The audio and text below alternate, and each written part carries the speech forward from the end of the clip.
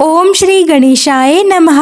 पौष मास महत्म में आज सुनिए आगे की कथा।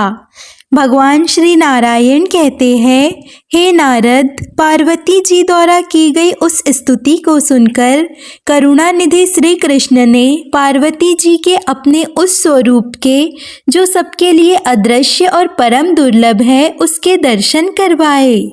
उस समय पार्वती जी स्तुति करके अपने मन को एकमात्र श्री कृष्ण में लगाकर ध्यान में लीन थी।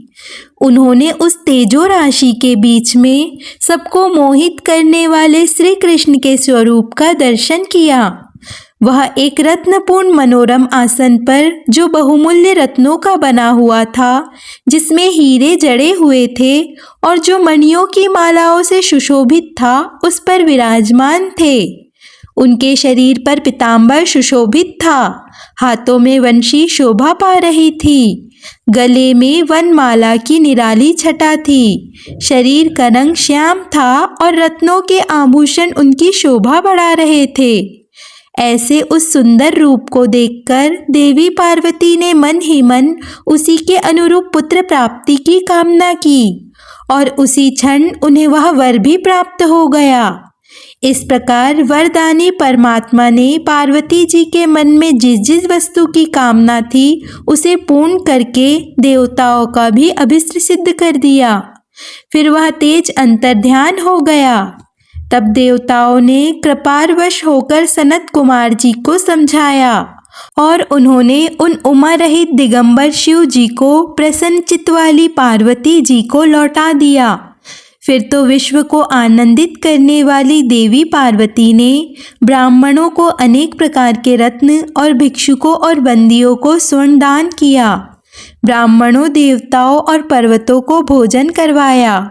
सर्वोत्तम उपहारों द्वारा शंकर जी की पूजा की, बाजे बजवाई, मांगलिक कार्य करवाए और श्री हरि से संबंध रखने वाले सुंदर गीत गवाए। इस प्रकार देवी ने व्रत को समाप्त करके परम उल्लास के साथ दान देकर सबको भोजन कराया। फिर अपने स्वामी शिवजी के साथ स्वयं भी भोजन किया। इसके बाद उत्तम पान के सुंदर बीड़े जो कपूर आदि से सुवासित थे, बारी बारी से सबको देकर शिवजी के साथ स्वयं भी खाया। फिर पार्वती जी एकांत में भगवान शंकर के साथ विहार करने लगी। इसी बीच में एक ब्राह्मण दरवाजे पर आया। मुने, उस भिक्षुक ब्राह्मण का रूप तैला भाव के कारण रूखा था, शरीर मैले वस्त्रों से ढका हुआ था। वह तृष्णा से पूर्णतः पीड़ित था। उसका शरीर कमजोर था। वह उज्जवल वन का तिलक धारण किए हुए था। उसका स्वर बहुत ही दीन था और दीनता के कारण उसकी मूर्ति कुत्सित थी। इस प्रकार के उस अत्यंत वृद्ध और दुर्लभ ब्राह्मण ने अन्न की याचना करने के लिए दरवाजे पर डंडे के सहारे खड़े होकर महादेव जी को पुकारा। ब्राह्मण ने कहा, महादेव, आप क्या कर रहे हैं? मैं 7 रात तक चलने वाले व्रत को समाप्त होने पर भूख से व्याकुल होकर भोजन की इच्छा से आपकी शरण में आया हूँ। मेरी रक्षा कीजिए। हे तात, आप तो करुणा के सागर है, इसीलिए मुझ जराग्रस्त और तृष्णा से अत्यंत पीड़ित व्रत की ओर तो जरा देखिए। महादेव, आप क्या कर रहे हैं? माता पार्वती, उठिए और मुझे सुवासित जल और अन्न प्रदान कीजिए। हे गिरिजा कुमारी, मुझ शरणागत की रक्षा कीजिए। माता, आप तो जगत की माता हो, फिर मैं जगत से बाहर थोड़ी ही हूँ, इसीलिए शीघ्र आओ। भला अपनी माता के रहते हुए मैं किस प्रकार भूख से पीड़ित हो रहा हूँ। ब्राह्मण की दीन वाणी सुनकर शिवजी पार्वती जी उठे। उसी समय शिवजी का शुक्रपात हो गया। वे पार्वती जी के साथ द्वार पर आए। वहां उन्होंने उस वृद्ध और अत्यंत दीन ब्राह्मण को देखा, जो वृद्ध अवस्था में अत्यंत पीड़ित था। उसके शरीर पर झुर्रियाँ पड़ गई थी। वह डंडा हाथ में लिए हुए था। उसकी कमर झुकी हुई थी और वह तपस्वी होते हुए भी अशांत था। उसके होठ, कंठ और तालू सूख गए थे और वह बड़ी ताकत लगाकर उन दोनों को प्रणाम और उनकी स्तुति कर रहा था। उसके अमृत से भी उत्तम वचन सुनकर नीलकंठ महादेव जी प्रसन्न हो गए। तब वे मुस्कुराकर परम प्रेम के साथ उससे बोले, वेद वेदांतों में श्रेष्ठ विप्रवर, इस समय मैं ये जानना चाहता हूँ कि आपका घर कहाँ पर है और आपका नाम क्या है, जल्दी बताइए। देवी पार्वती जी भी बोली, हे विप्रवर, कहाँ से आपका आना हुआ है? मेरा परम सौभाग्य था जो आप यहाँ पधारे हैं। आप ब्राह्मण अतिथि होकर मेरे घर पर आए हैं, इसीलिए आज तो मेरा जन्म भी सफल हो गया। हे ब्राह्मण देवता, अतिथि के शरीर में देवता, ब्राह्मण और गुरु निवास करते हैं, इसीलिए जिसने अतिथि का आदर सत्कार कर लिया उसने मानो तीनों लोकों की पूजा कर ली। और अतिथि के चरणों में तो सदा तीर्थ भी विद्यमान होते हैं, इसीलिए अतिथि के चरण प्रक्षालन के अर्थात पैर धोने वाले जल से निश्चय ही समस्त तीर्थों का फल भी प्राप्त हो जाता है। जिसने अपनी शक्ति के अनुसार यशोचित रूप से अतिथि की पूजा कर ली, उसने मानो सभी तीर्थों में स्नान कर लिया और सभी यज्ञों में दीक्षा ग्रहण कर ली। इसीलिए कहते हैं अतिथि देवो भव। भारतवर्ष में भक्ति पूर्वक अतिथि का पूजन जिसने कर लिया, उसके द्वारा मानो धरती पर संपूर्ण महादान कर लिया गया हो। क्योंकि वेदों में वर्णित जो नाना प्रकार के पुण्य हैं, वे और उनके अलावा अन्य पुण्य कर्म भी अतिथि सेवा की 16वीं कला की बराबरी भी नहीं कर सकते। इसीलिए जिसके घर से अतिथि अपमानित होकर लौट जाते हैं, उस गृहस्थ के पितर देवता, अग्नि और गुरुजन भी उससे अपमानित होकर उसी अतिथि के पीछे पीछे चले जाते हैं। जो अपने अभिष्ट अतिथि की अर्चना नहीं करता, उनका आदर सत्कार नहीं करता, वह बड़े बड़े पापों को प्राप्त कर लेता है।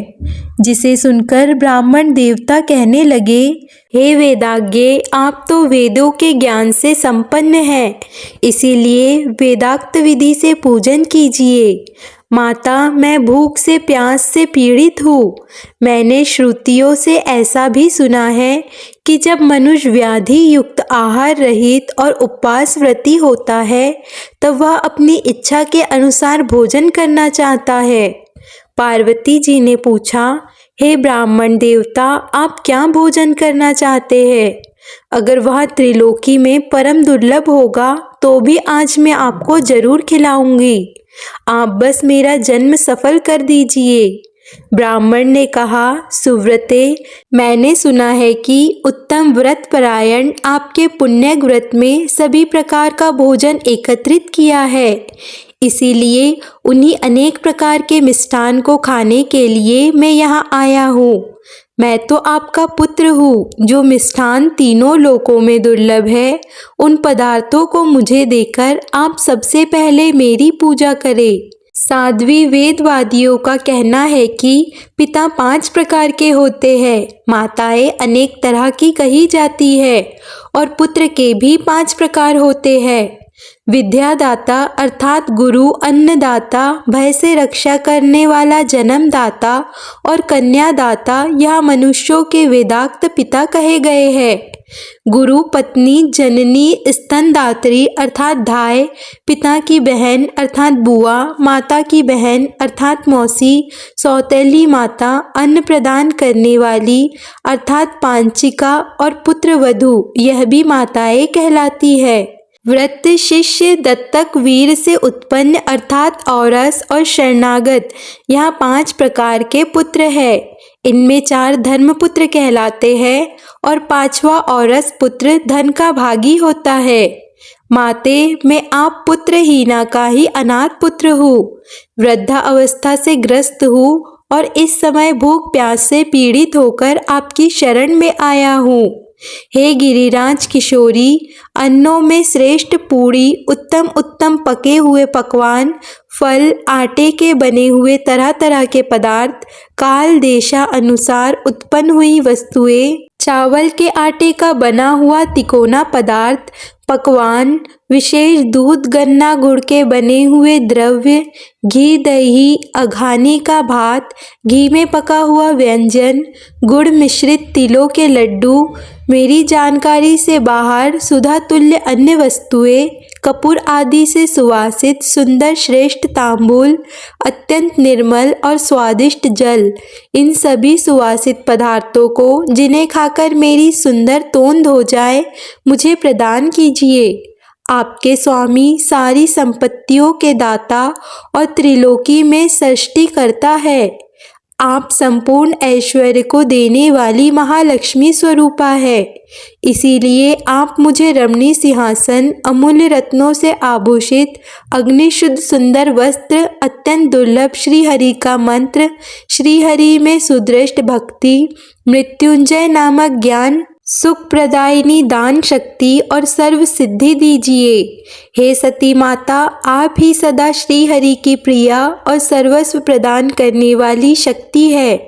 इसीलिए आपके लिए, अपने पुत्र के लिए भला कौन सी वस्तु अदेय है। मैं उत्तम धर्म तपस्या में लगे हुए मन को अत्यंत निर्मल करके सारा कार्य करूँगा, परंतु जन्म हेतु कामनाओं में नहीं लगूंगा, क्योंकि मनुष्य अपनी इच्छा से कर्म करता है। कर्म से भोग की प्राप्ति होती है और वे भोग शुभ और अशुभ दो प्रकार के होते हैं, और वे ही दोनों सुख और दुख के कारण होते हैं। जगदम्बिके, ना किसी से दुख होता है ना सुख, सब अपने अपने कर्मों का ही भोग है। देवी, आपकी तपस्या और पूजन तो लोक शिक्षा के लिए है, क्योंकि आप नित्य स्वरूपा सनातनी देवी है और समस्त कर्मों का फल प्रदान करने वाली है।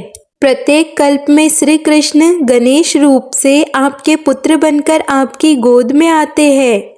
ऐसा कहकर वे ब्राह्मण तुरंत अंतर्ध्यान हो गए। वे परमेश्वर इस प्रकार अंतर्ध्यान होकर बाल रूप धारण करके महल के भीतर स्थित पार्वती जी की सैया पर जा पहुँचे और जन्मे हुए बालक की तरह घर की छत के भीतरी भाग की ओर देखने लगे। उस बालक के शरीर की आभा अत्यंत सुंदर और शुद्ध चंपक के समान थी। उसका प्रकाश करोड़ों चंद्रमा की तरह उदीप्त था।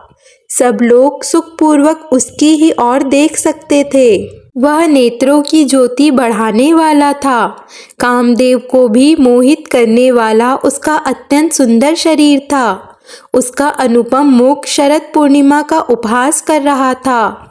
सुंदर कमल को तिरस्कृत करने वाले उसके सुंदर नेत्र थे। ओष्ठ और अधर पुट ऐसे लाल थे कि उसे देखकर पका हुआ बिंब फल भी लज्जित हो जाता था। संपूर्ण त्रिलोकी में कहीं उसकी कोई उपमा ही नहीं थी। इस प्रकार वह रमणीय शैया पर सोया हुआ शिशु हाथ पैर उछाल रहा था।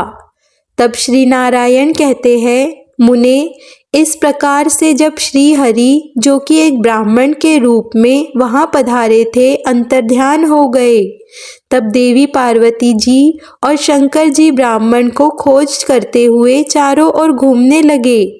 उस समय देवी पार्वती कहने लगी, हे विप्रवर, आप तो अत्यंत वृद्ध और भूख से व्याकुल थे। हे तात, आप कहाँ चले गए? विभ्रो, मुझे दर्शन दीजिए और मेरे प्राणों की रक्षा कीजिए। अब देवी भगवान शिव से कहने लगी, शिव जी, जल्दी उठिए और उन ब्राह्मण देव की खोज कीजिए। तो वे क्षण मात्र के लिए उदास मन वाले हम लोगों के सामने आए थे।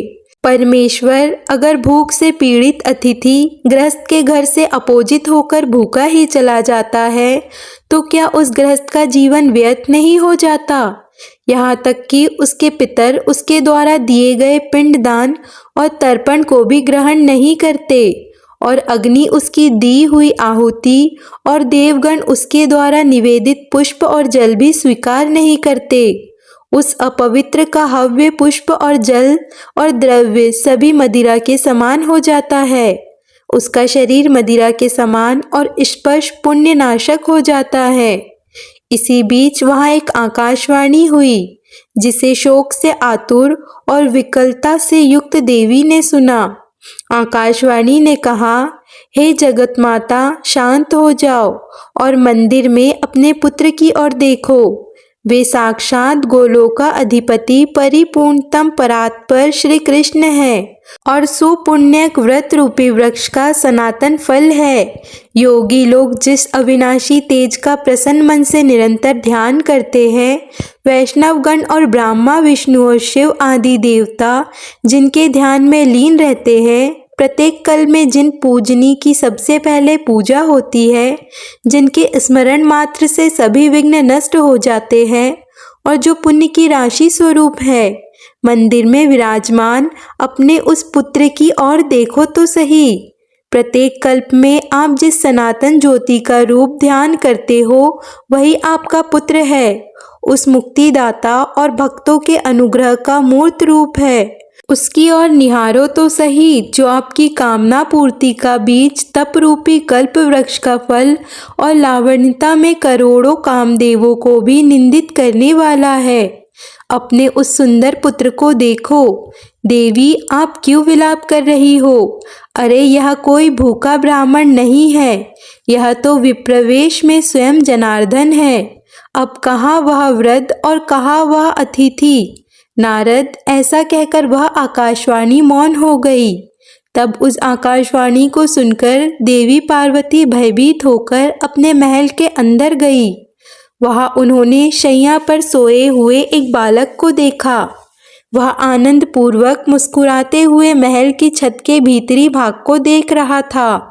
उसकी प्रभा सैकड़ों चंद्रमाओं के समान थी। वह अपने प्रकाश समूह से भूतल को प्रकाशित कर रहा था। हर्षपूर्वक स्वेच्छा निराश इधर उधर देखते हुए सैया पर उछल कूद कर रहा था और स्तनपान की इच्छा से रोते हुए उमा ऐसा शब्द कर रहा था।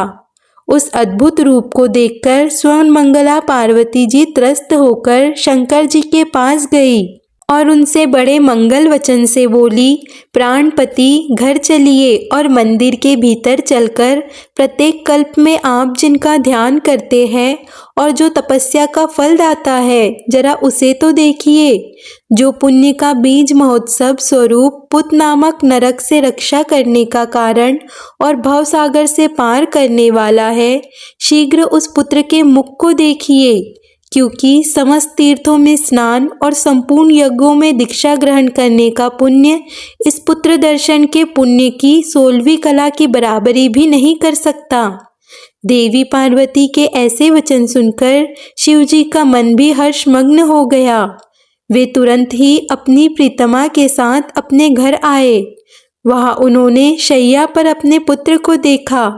उसकी कांति तपाए हुए स्वर्ण के समान उदीप्त थी। फिर वे सोचने लगे कि मेरे हृदय में जो अत्यंत मनोहर रूप विद्यमान था, यह तो वही है। फिर देवी पार्वती जी ने उस पुत्र को सैया से उठा लिया और उसे हृदय से लगाकर वे उसे चूमने लगी।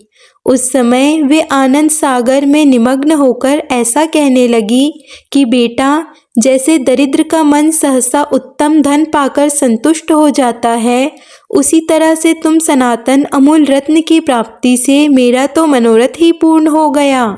जैसे चिरकाल से प्रवासी हुए प्रीतम के घर लौटने पर स्त्री का मन पूर्णतः हर्षमग्न हो जाता है, वह प्रसन्न हो जाती है, वही दशा इस समय मेरे मन की भी हो रही है।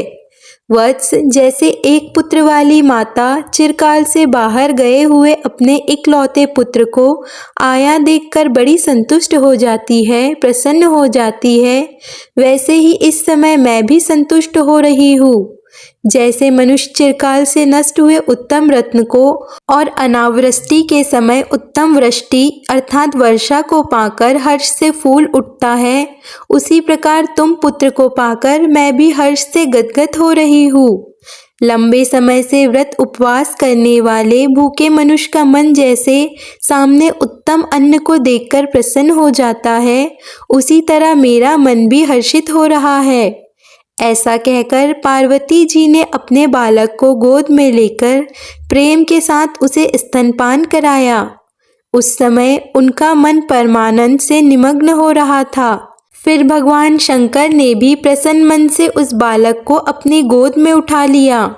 श्री नारायण जी कहते हैं, नारद, फिर उन दोनों पति पत्नी अर्थात शिवजी पार्वती जी ने बाहर जाकर पुत्र की मंगल कामना से बड़े हर्ष से ब्राह्मणों को तरह तरह के रत्न दान किए, भिक्षुकों और बंदियों को तरह तरह की वस्तुएं बांटी। उस अवसर पर शंकर जी ने अनेक प्रकार के बाजे बजवाए। हिमालय ने ब्राह्मणों को 1,00,000 रतन, 1,000 श्रेष्ठ हाथी, 3,00,000 घोड़े और श्रेष्ठ मनिया आदि दान दी। इसके अलावा दूसरे प्रकार के भी दान जैसे वस्त्र, आभूषण और क्षीर सागर से उत्पन्न सभी तरह के अमूल्य रत्न भी दान किए। कौस्तुकी विष्णु जी ने ब्राह्मणों को कौस्तुभ मणि का दान दिया। ब्रह्मा जी ने हर्षपूर्वक ब्राह्मणों को ऐसी विशिष्ट वस्तुएं दान में दी जो सृष्टि में परम दुर्लभ थी। हे ब्राह्मण, उस अवसर पर क्षीर सागर ने हर्षित होकर कौस्तुकवश 1,000 मणि की 100 कौस्तुभ मणि, 100 हीरक, 1 सहस्त्र हरे रंग की श्रेष्ठ मुनिया और बहुत सारे अमूल्य रत्न आदि ब्राह्मणों को प्रदान किए। सरस्वती देवी ने अमूल्य रत्नों का बना हुआ एक ऐसा हार दिया जो तीनों लोकों में परम दुर्लभ था। मुने, शिवपुत्र के जन्मोत्सव में उपस्थित सभी लोगों ने इस प्रकार ब्राह्मणों को दान देकर उनके उस शिशु का दर्शन किया। उस समय वे सब परम आनंद में निमग्न थे। मुने, उस दान से ब्राह्मणों और बंदियों को इतना धन मिला था कि वे दान में मिली हुई वस्तुओं को उठाने तक में असमर्थ थे। इसीलिए बोझ से घबराकर मार्ग में रुक रुक कर चलते थे। वे सभी विश्राम करने के बाद पूर्व काल के दाताओं की कथा कहते थे, जिसे वृद्ध और युवा भिक्षुक प्रेम पूर्वक सुना करते थे। नारद, उस अवसर पर श्री विष्णु ने आनंद मग्न होकर दुदुम्बी का शब्द कराया, फिर गीत गवाए, नाच करवाए, वेदों और पुराणों के पाठ करवाए। फिर मुनिवर को बुलाकर हर्षपूर्वक उनका पूजन किया, मांगलिक कार्य कराए और उनसे आशीर्वाद दिलवाया। फिर देवी तथा देवगणों के साथ वे स्वयं भी उस बालक को शुभ आशीर्वाद देने लगे। श्री विष्णु ने, श्री ब्रह्मा जी ने, धर्म ने, महादेव जी ने, लक्ष्मी जी ने, सरस्वती जी ने, सावित्री जी ने, हिमालय ने और मेनका आदि ने उस शिशु को भरपूर आशीर्वाद दिया। फिर समागत सभी ऋषि मुनियों और सिद्धों ने आशीर्वाद दिया। ब्राह्मणों और बंदियों ने सभी प्रकार की मंगल कामना की। वत्स नारद, इस प्रकार मैंने गणेश जी का जन्म वृत्तांत, जो संपूर्ण मंगलों का मंगल करने वाला और समस्त विघ्नों का विनाशक है, पूर्णतः तुमसे वर्णन कर दिया। जो मनुष्य अत्यंत समाहित होकर इस सुमंगल अध्याय को सुनता है या पढ़ता है, वह संपूर्ण मंगलों से युक्त होकर मंगलों का आवास स्थान हो जाता है। इसके श्रवण से ही पुत्रहीन को पुत्र, निर्धन को धन, कृपाण को निरंतर धन प्रदान करने की शक्ति, पत्नीहीन को पत्नी, प्रजाकामी को प्रजा और रोगी को आरोग्य प्राप्त होता है। दुर्भगा स्त्री को सौभाग्य और भ्रष्ट हुआ पुत्र, नष्ट हुआ धन और प्रवासी पति मिल जाता है और शोकग्रस्त को सदा आनंद की प्राप्ति हो जाती है। इसमें कोई भी संशय नहीं है। मुने, गणेश आख्यान के श्रवण से मनुष्य को जिस पुण्य की प्राप्ति होती है, वह फल निश्चय ही इस अध्याय के श्रवण से मिल जाता है। वह मंगल अध्याय जिसके घर में विद्यमान रहता है, वह सदा मंगल युक्त रहता है। इसमें तनिक भी संशय नहीं है। यात्रा काल में अर्थात पुण्य अवसर पर जो मनुष्य एकाग्र मन से इसका श्रवण करता है, वह श्री गणेश की कृपा अपने सभी मनोरथ को प्राप्त कर लेता है। आज के अध्याय को यहाँ पर विराम देते हैं। इसके आगे का वृत्तांत आप सभी अगले अध्याय में अवश्य सुनिए। आज की वीडियो आपको अच्छी लगे तो वीडियो को लाइक कर दीजिए और चैनल को सब्सक्राइब कर लीजिए।